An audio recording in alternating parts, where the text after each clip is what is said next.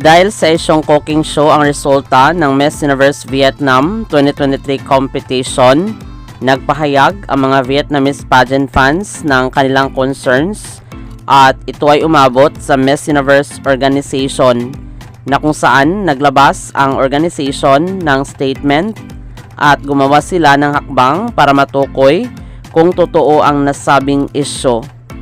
Kung ano man ang desisyon ng Miss Universe organization, panigurado ito ay nakakabuti sa lahat.